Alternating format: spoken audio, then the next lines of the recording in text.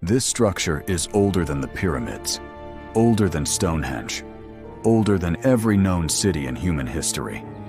It was built nearly 12,000 years ago, at a time when humans were supposed to be simple hunter-gatherers, living in temporary camps, struggling just to survive. And yet, here it stands. Massive stone pillars, each weighing more than a modern truck. Carved, shaped, and arranged with precision that should not have been possible. There were no metal tools, no wheels, no written language, no agriculture. According to everything we are taught about human progress, this place should not exist, and yet it does. This is Göbekli Tepe, a site that forces us to ask a dangerous question. What if ancient humans knew something we still can't explain? To understand why Göbekli Tepe is such a problem, we first need to understand what history tells us about the rise of civilization. According to the standard model, human progress followed a simple path. First, humans hunted and gathered, living in small, temporary groups. Survival was the priority. Then came agriculture. Farming allowed food surplus. Surplus allowed permanent villages. Villages grew into cities. Cities created social hierarchy.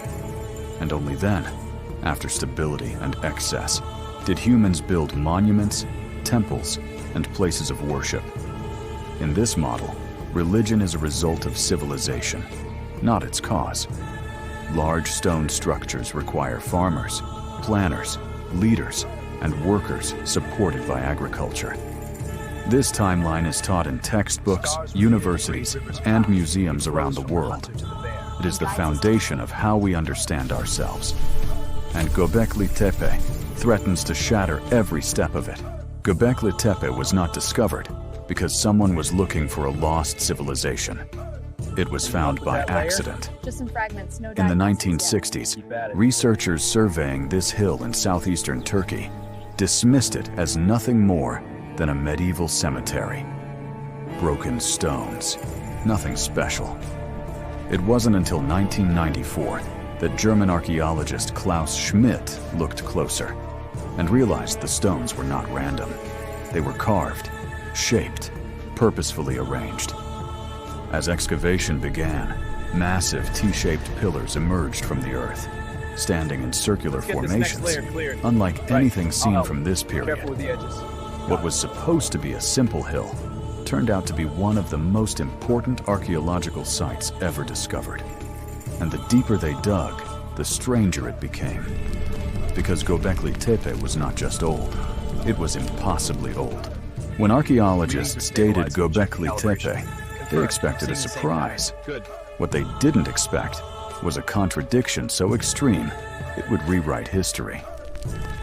Radiocarbon tests revealed that the site was built around 9,600 BCE. That is over 7,000 years older than the Great Pyramid of Giza, thousands of years before Stonehenge. At this time, humans were not supposed to build monuments. There was no pottery, no metal tools, no farming, no permanent settlements. According to established timelines, people of this era should have left behind little more than stone flakes and campfires. Instead, they left behind one of the most complex stone structures ever discovered. Göbekli Tepe does not just challenge dates, it challenges the very idea of progress. Even if we accept the date, another problem remains. Scale. The stone pillars of Göbekli Tepe weigh between 10 and 20 tons each.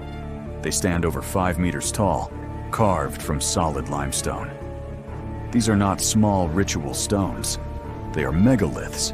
Quarrying, shaping, and transporting stones of this size requires planning, coordination, and precise execution.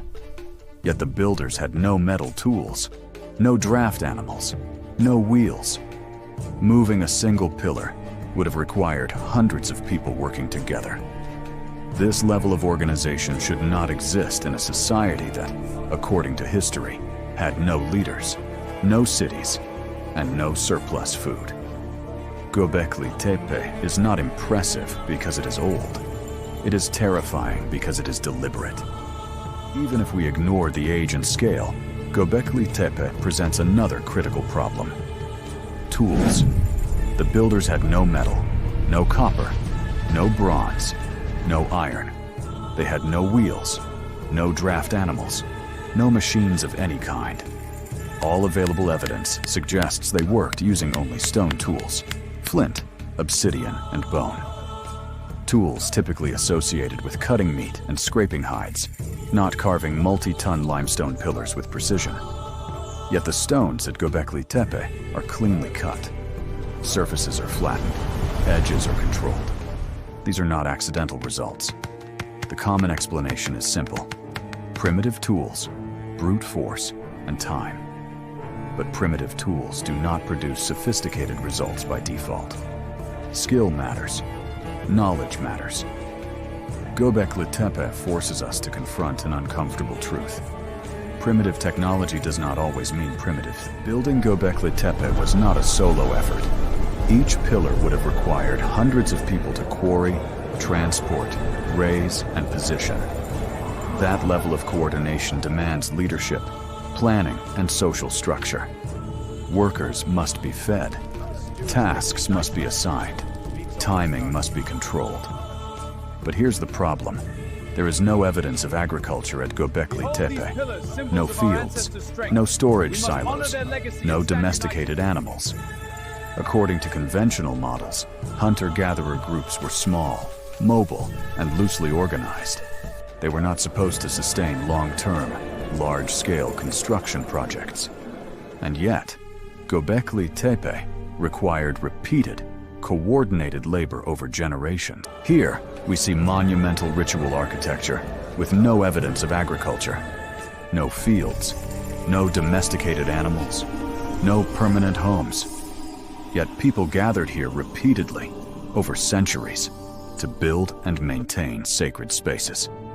Some researchers now believe shared belief, ritual, mythology, spiritual obligation may have brought large groups together long before farming existed.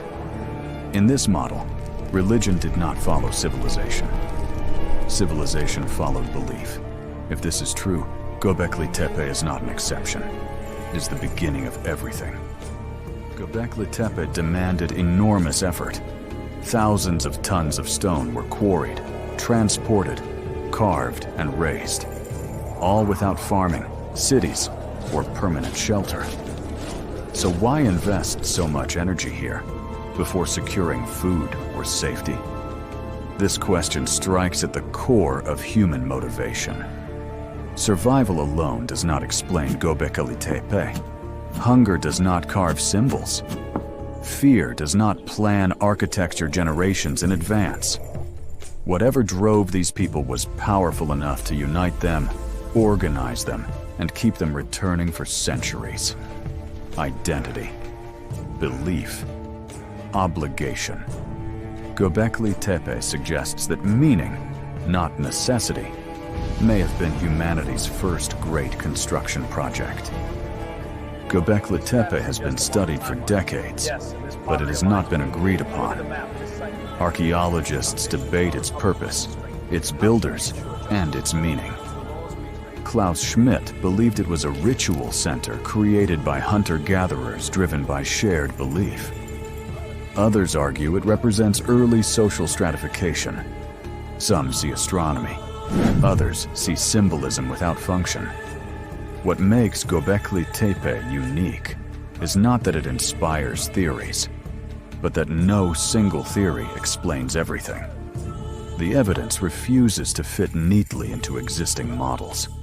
And when experts disagree at this level, it usually means one thing. We are missing a piece of the story. Göbekli Tepe does not provide answers. It exposes gaps. After decades of excavation, Göbekli Tepe still resists explanation. We do not know how its builders organized such massive labor. We do not know how they planned and executed construction with stone tools alone. We do not fully understand the symbols, the animals, or the meaning of the pillars themselves. We do not know why the site was eventually abandoned, or why it was deliberately buried. Each answer uncovers more questions. Göbekli Tepe is not mysterious because of what we imagine. It is mysterious because of what we can prove and still cannot explain.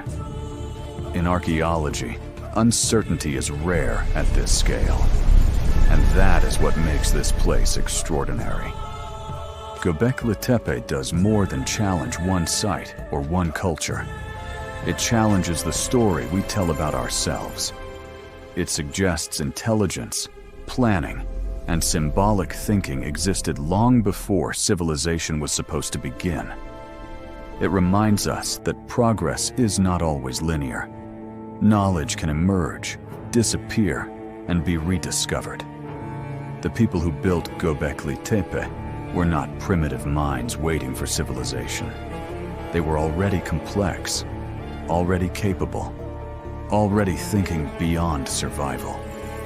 Perhaps the greatest mistake we make is assuming the past was simple, just because it is distant. Göbekli Tepe was buried on purpose, not destroyed, preserved. For thousands of years, it slept beneath the earth, waiting to be found. And only a small percentage of the site has been excavated, which raises a final question. If this much knowledge could disappear once, what else have we forgotten? How many chapters of human history are still underground, waiting to challenge everything we think we know? Göbekli Tepe is not the end of the story. It is a warning. The past is far deeper than we imagine, and it is still watching. In episode 2, if this was not a city and not a village, how was it built? The engineering mystery of Göbekli Tepe, coming very soon.